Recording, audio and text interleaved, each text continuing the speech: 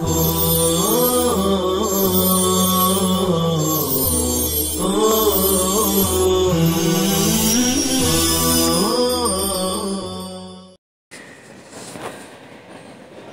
اللہ الرحمن الرحیم الحمد للہ وکفی وسلام علی عبادہ الذین اصطفی اما بعد صلی اللہ علی النبی الکریم وآلہ وصحبہ اجمعین وبعد لما ذکر تطہیر النجاسات شرع فی تقسیمها على الغلیظة والخفیفة وبیان ما هو عفو منها فقال وقدر الدرهم من نجس غلیظ كبول ودم وخمر وخرء دجاجة وبول حمار وهرة وفارة وروس وخثي وما دون ربع ثوب مما خف كبول فرس وما يكل لحمه وخرء طير لا يكل لحمه عفو وإن زاد لا۔ عزیزان من،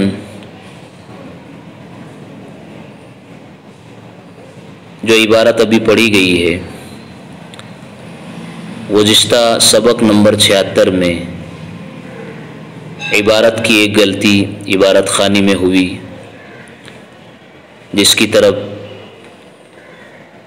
متوجہ کرتا ہوں اور تصحیح کر رہا ہوں، وہ ہے شرع فی تقسیمها علی الغلیظۃ والخفیفۃ، وہ بیانی ہے کسرہ کے ساتھ، اس لیے کہ اس کا عطف تقسیم ہے، فی تقسیمها ہے، اور ہم نے گزشتہ سبق میں وہ بیانہ زبر کے ساتھ پڑھا ہے، وہ غلط ہے۔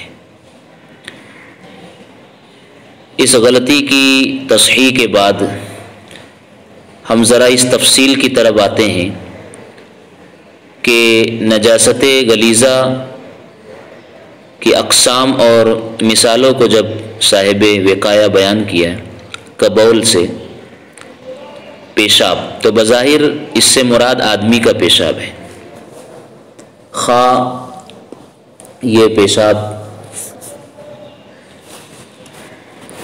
کرنے والا کمزور آدمی ہو، عورت ہو یا بچہ ہی کیوں نہ ہو، اس لیے کہ ان کے پیشاب بھی ناپاک ہیں۔ ہمارے سماج میں، معاشرے میں دودھ پیتے بچے کے پیشاب کو ناپاک نہیں گردانا جاتا اور سمجھا جاتا ہے، اور اس سے احتیاط اور پرہیز نہیں کی جاتی۔ تو معلوم ہونا چاہیے کہ جس طرح بڑے آدمی اور طاقتور انسان کا پیشاب ناپاک ہے، نجاست غلیظہ ہے، ٹھیک اسی طرح کمزور اور بچے کا پیشاب بھی ناپاک ہے، اس سے احتیاط لازم اور ضروری ہے۔ اسی طرح آدمی کی ہر وہ چیز ناپاک ہے جو اس کے بدن سے نکلے اور جس کے نکلنے کی بنیاد پر وضو یا غسل واجب ہو جاتا ہے۔ آگے فرمایا وبول حمار، یہ گدھے کا پیشاب بھی ناپاک ہے۔ اس کو الگ سے اس لیے ذکر کیا تاکہ اس کے لعاب پر قیاس کر کے اس کے پیشاب کو کوئی مشکوک خیال نہ کرے، جیسا کہ ہم نے جھوٹے کی پاکی اور ناپاکی کے سلسلے میں جو تفاصیل پڑھی ہے، اس میں گدھے اور کھچر کے جھوٹے کو مشکوک قرار دیا، تو کوئی اس کے پیشاب کو مشکوک نہ خیال کرے، بلکہ یہ نجاست غلیظہ ہے۔ بلی اور چوہا، آگے وہرہ وفارہ، ان کا بھی پیشاب ناپاک ہے، غلیظہ ہے، انہیں بھی خاص طور پر ذکر کیا کیونکہ جن لوگوں نے ان کے پیشاب کو پاک بتایا ہے، بلی اور چوہے کے پیشاب کو، ان کا رد کرنا چاہتے ہیں صاحب وقایہ کہ یہ نجاست غلیظہ ہے اور ناپاک ہے۔ بعض حضرات ان کے پیشاب کو پاک کہتے ہیں۔ اسی طرح گھوڑے، گدھے اور کھچر کی لید، بکری اور اونٹ کی مینگنیاں، گائے اور ہاتھی کے گوبر، کتے اور بلی وغیرہ کے پاخانے، الغرض پرندوں کے سوا تمام جانوروں کا پاخانہ ناپاک ہوتا ہے۔ اب اس میں ایک بات مزید اور سمجھنا ہے، قیل المراد بربع ثوب ربع ادنی ثوب یجوز فیہ الصلاۃ۔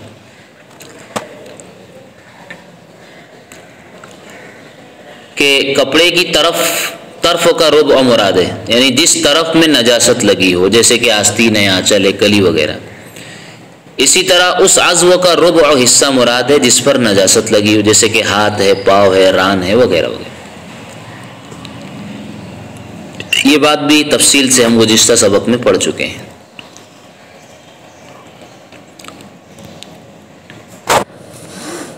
یہی دو قول شارح وقایہ نے ذکر کیا. المراد بربع الثوب ربع ادنی ثوب،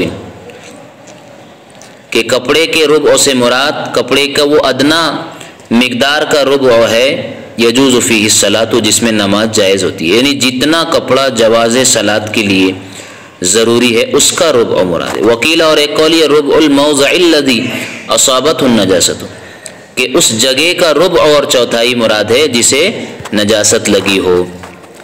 مثال دی جیسے کذیلی، جیسے کہ آنچل، والکم آستین، والدخریسی اور کلیدار کپڑا ہوتا ہے. وقدرہ ابو یوسف بشبر فی شبر، امام ابو یوسف رحمۃ اللہ علیہ نے ایک بالش تو طول اور ایک بالش تو عرض میں ربع کا اندازہ کیا ہے. یعنی ربع ایک بالش تو لمبائی اور چوڑائی کے برابر کو ربع کہتے ہیں، اور اس کا اس طریقے سے اندازہ طے کرتے ہیں. وَأُعْتُبِرَ وَزَنُ الدِّرْهَمِ بِقَدْرِ مِسْكَارٍ فِي الْكَثِيرِ وَمَسَاحَتُهُ بِقَدْرِ عَرْضِ كَفٍّ فِي الرَّقِيقِ. یہ بات بھی ہو چکی ہے کہ درہم کے وزن کا اعتبار ہے ایک مسکال کے برابر نجاست کثیفہ میں، گاڑی نجاست میں. وَمَسَاحَتُهُ، اور درہم کے پیمائش کا اعتبار ہے، چوڑائی کا اعتبار ہے بقدر عرض کف فی الرقیق، ہتھیلی کی چوڑائی کے بقدر پھر رقیق کی نجاست رقیقہ میں اور پتلی نجاست میں. کہنا یہ چاہتے ہیں کہ اگر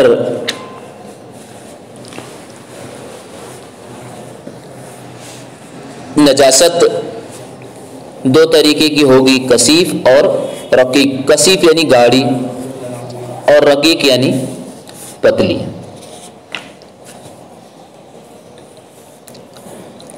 اگر نجاست کثیف ہے تو وزن کا اعتبار کیا،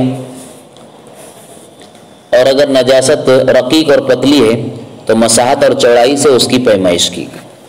تو یہاں چوڑائی سے بھی مراد پوری ہتھیلی کی چوڑائی نہیں ہے، بلکہ ہتھیلی کی گہرائی والا جو حصہ ہے،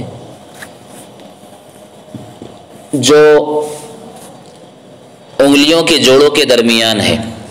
المراد بعرض الکف عرض و مقعر الکف، ہتھیلی کی چوڑائی سے مراد ہتھیلی کی گہرائی کی چوڑائی، جو وہ داخل مفاصل الاصابع، اور وہ جو گہرائی ہے وہ انگلیوں کے جوڑوں کے درمیان ہے، وہ مراد ہے یہاں پر.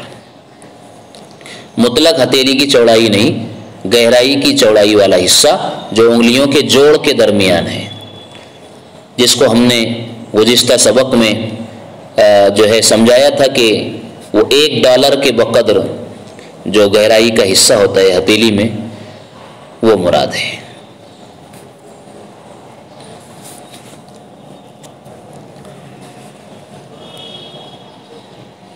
اب بطور افادے کے یہ بات آپ کے گوش گزار کر دیتے ہیں کہ مختلف چیزوں کو شریعت نے اور فقہا نے ناپاک اور نجاست غلیظہ بتایا ہے. ان کے دلائل کیا ہے اور ان کے پیچھے بنیادیں کیا ہے. خون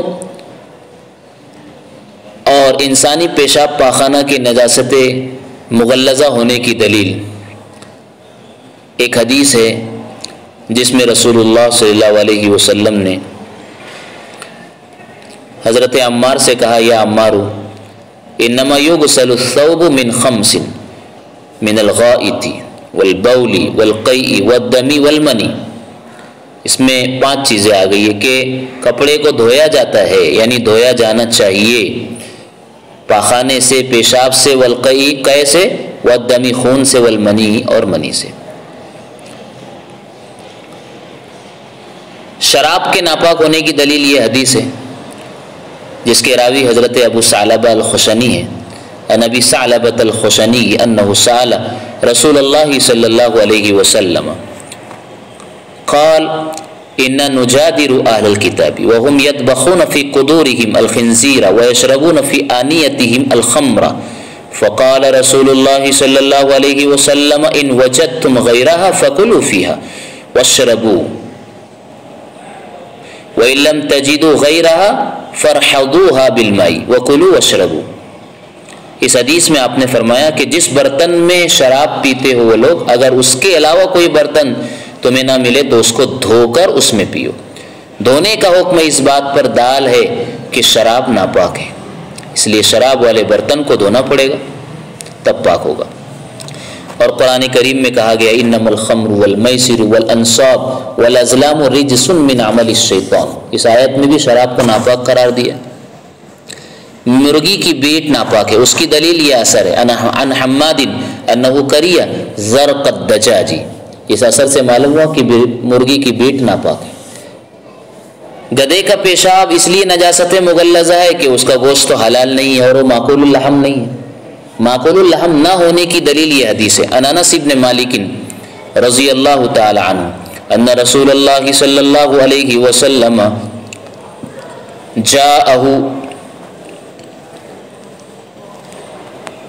جائن فقال اکلت الحمر ثم جاءه جائن فقال اکلت الحمر ثم جاءه جائن فقال افنيت الحمر فامر مناديا فنادى في الناس ان الله ورسوله ينهاكم عن لحوم الحمر الاهليه فانها رجس۔ اس حدیث میں ہے کہ گدھے کا گوشت تو نجس ہے، اس لیے اس کا پیشاب بھی نجاست مغلظہ ہوگا۔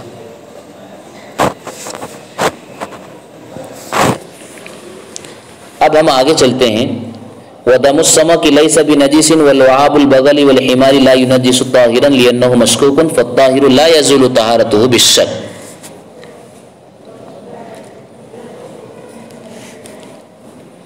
مچھلی کا خون نجس نہیں ہے، کھچر اور گدھے کا لعاب لا يُنَجِّسُ طَاهِرًا کسی چیز کو ناپاک نہیں کرتا، لِأَنَّهُ مَشْكُوكٌ اس لیے کہ وہ لعاب اس کا مشکوک ہے، وَالطَّاهِرُ لَا يَزُولُ طَهَارَتُهُ بِالشَّكِّ لہٰذا جو پاک چیز ہے شک کی وجہ سے اس کی طہارت ختم نہیں ہوگی، زائل نہیں ہوگی۔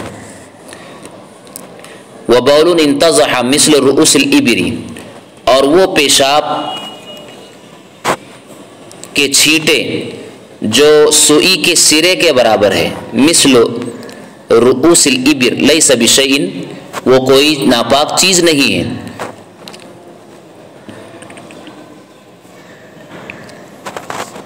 مچھلی کا خون ناپاک نہیں ہے، بنیاد یہ ہے کہ یہ حقیقی خون نہیں ہے بلکہ خون سے مشابہ آبی رطوبت ہے، آبی رطوبت ہے۔ دلیل یہ ہے کہ خون پر دھوپ پڑتی ہے تو وہ سیاہ ہو جاتا ہے، لیکن مچھلی کا خون سفید ہو جاتا ہے دھوپ کے پڑنے سے، پتہ چلا کہ وہ حقیقی خون نہیں ہے۔ گدھے اور کھچر کا لعاب یہ پاک چیز کو ناپاک نہیں بناتا، اس لیے کہ اس کا لعاب مشکوک ہے، یعنی خچر اور گدھے کے لعاب مشکوک ہے، اس سے نماز جائز ہے، جیسا ہم یہ بات پڑھ چکے ہیں۔ اب جو چیز پاک ہے تو شک سے یقین ختم نہیں ہوتا، الیقین لا یزول بالشک، ہم نے فقہ کا قاعدہ پڑھا ہے، لہذا گدھے اور خچر کے لعاب لگنے سے کپڑے کی یقینی طہارت ختم نہیں ہوگی۔ آگے بیان فرمایا وہ پیشاب کے چھوٹے جو معمولی ہونے میں سوئی کے اگلے سرے کے مانند اور برابر ہے۔ دیکھیے سوئی کے ایک آگے والا طرف اور کنارہ ہوتا ہے اور ایک پچھلا طرف کنارہ ہوتا ہے جس میں دھاگا پرویا جاتا ہے، تو کہا کہ اگلا حصہ سوئی کا اگلا حصہ اس کے مانند چھوٹے چھوٹے معمولی چھینٹے پیشاب کی، یہ کوئی چیز نہیں ہے، یعنی ناپاک چیز نہیں ہے، ناپاک نہیں ہے، ناپاک کرنے والی شے نہیں ہے، اس سے کپڑا اور بدن ناپاک نہیں ہوگا۔ یہ اگلے سرے کی قید اس لیے لگائی کہ اگر دوسرے جانب کی مقدار کے برابر اگر یہ چھینٹے لگے تو اسے دھونا لازم ہے، لیکن بعض مشائخین فرماتے ہیں کہ دفع حرج کی خاطر دونوں جانبوں کا اعتبار نہ کیا جائے گا، یعنی اگر پیشاب کے چھینٹوں کی جو ہے جسامت اور حجم اگر سوئی کے اگلے نوک کے برابر ہو یا پچھلے نوک کے برابر ہو، جو قدرے زیادہ اور بڑا ہوتا ہے تو بھی وہ غیر معتبر ہے، یعنی اس سے کپڑا اور بدن ناپاک نہیں ہوگا، جیسا کہ صاحب فتح القدیر نے لکھا ہے۔ آگے فرمایا وَمَاءٌ وَرَدَ عَلَى نَجَسٍ نَجِسٌ كَعَكْسِهِ أي كما أن الماء نجس في عكسه وهو عروض النجاسة على الماء۔ کیا کہنا چاہتے ہیں؟ نجاست کی جو پانی نجس پر گرا، یعنی جو پانی نجاست پر گرے وہ نجس ہو جائے گا، جیسے کہ اس کے برعکس ہو۔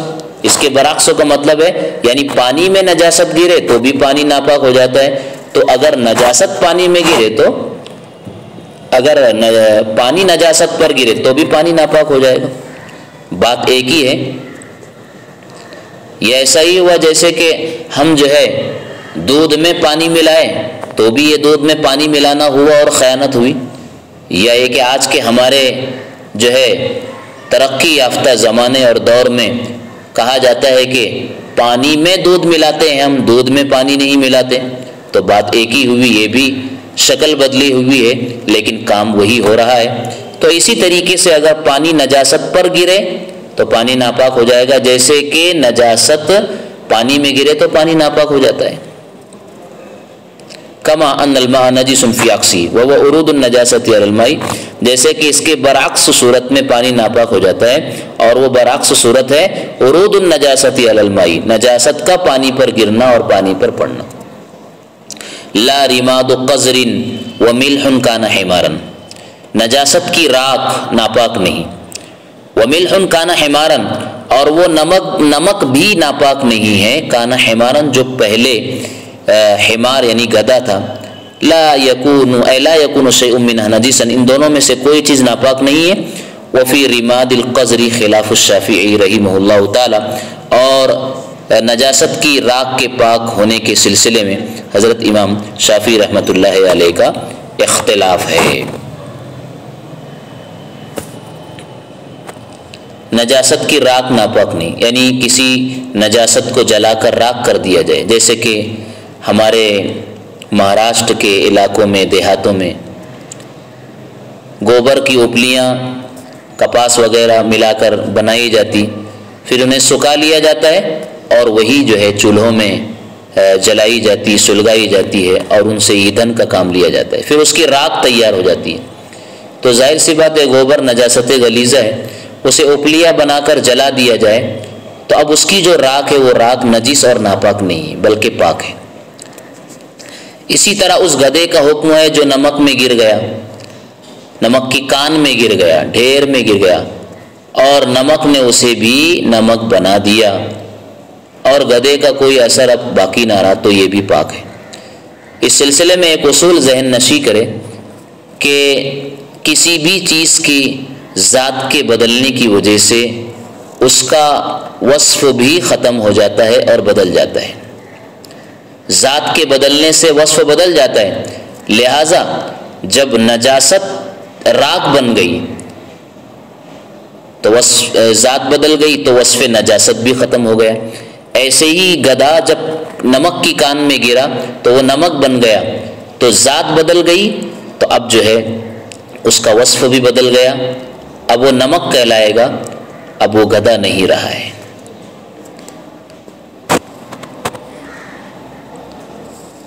اس اصول سے اور بھی بہت سے جدید مسائل کو حل کیا جا سکتا ہے، لیکن امام شافعی رحمۃ اللہ علیہ راکھ کے سلسلے میں اختلاف کرتے ہیں، وہ نجاست کی راکھ کو پاک نہیں کہتے ہیں، بلکہ ان کے نزدیک نجاست کی راکھ بننے کے بعد بھی ناپاک ہی رہے گی۔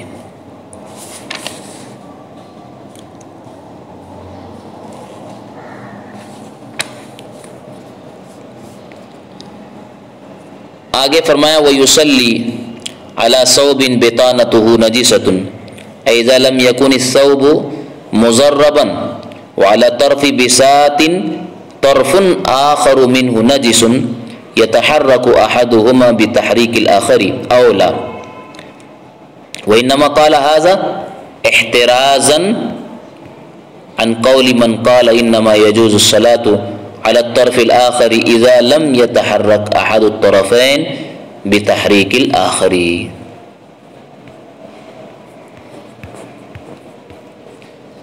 اور ایسے کپڑے پر نماز پڑھے بطانتہ نجیست، ایسے کپڑے میں نماز جائز ہے جس کی تہ نجس ہے. اذا لم یکن الثوب مزربا، بشرطے کہ کپڑے کی تہیں دونوں تہ آپس میں سلے ہوئے نہ ہو. وعلی طرف بساط، اور ایسے بچھونے کے کنارے پر بھی نماز جائز ہے. طرف آخر منہ نجیس، جس کا دوسرا کنارہ نجیس ہے، کہ ایک کنارے کو حرکت دینے سے دوسرا کنارہ ہلے یا نہ ہلے. یتحرک احدہما بتحریک الآخر اولا.